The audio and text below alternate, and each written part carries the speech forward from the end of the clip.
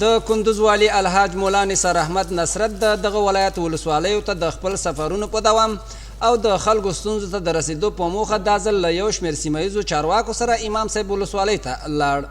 نوموړي د دغه سفر په ترڅ کې د یادې ولسوالۍ د دولتي ادارو له کاري بهیر او فعالیتونو څخه د لیدنې ترڅنګ د دې ولسوالۍ له سیمه ییزو چارواکو سره هم وکتل.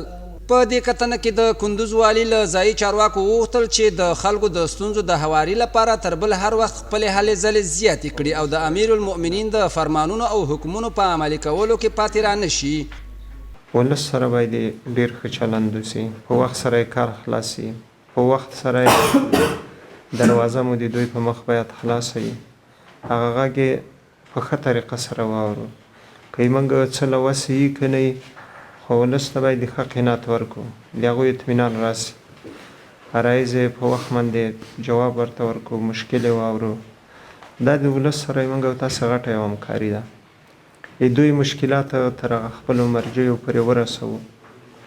تاسو خپله څومره وسه کې توانه وي خپله یې ورته مشکل حل کوي، موږ پورې راورسوئ، موږ به یې مرکز پورې ورسوو. انشاءالله په وخت سره به د دوی مشکلات حل کېږي. سله عرایض به مخکې په ورته وخت کې د امام صاحب ولسوالۍ ځایي چارواکو والي ته ډاډ ورکړ چې د دې ولسوالۍ تر ټولو اوسیدونکو به د امیر المؤمنین فرمانونه او حکمونه ورسوي او له خلکو غواړي چې د امیر المؤمنین فرمانونه په جدي توګه عملي کړي.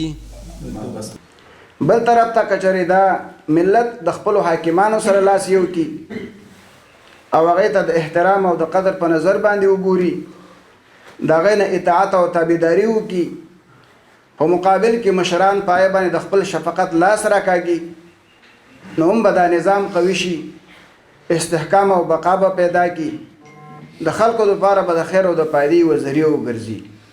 په نسبت د نوې ولسوالۍ باندې دومره مراجعین موږ لرو، د ورځې تقریبا مخکې به اتیا سله عرایض به مخکې راتلل زمونږ د شعبې چې حقوقو اداره ده، دومره مراجعین به اوس لږ تعداد کم شوي ده الحمدلله، بعضې دوسیې هم دغه شوي دي، خو بیا هم مراجعین زمونږ په نسبت د نوې ولسوالۍ باندې ډېر زیات دي، مراجعین لرو.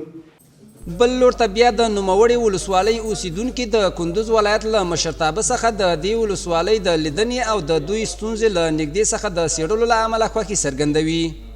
ما از کارکردهای حکومت امارات اسلامی خیلی خوشحال هستیم و اینها هر روز گام‌های مثبت و گام‌های استواری در سطح ارتقای ظرفیت و سطح بزرگ ساختن شهرها و ولسوالی‌ها اینا تلاش میکنن، گام می‌بردارن. ما گام‌های از اینها را به دید قدر می‌گیریم و تشکر زیاد از حکومت امارات اسلامی میکنیم.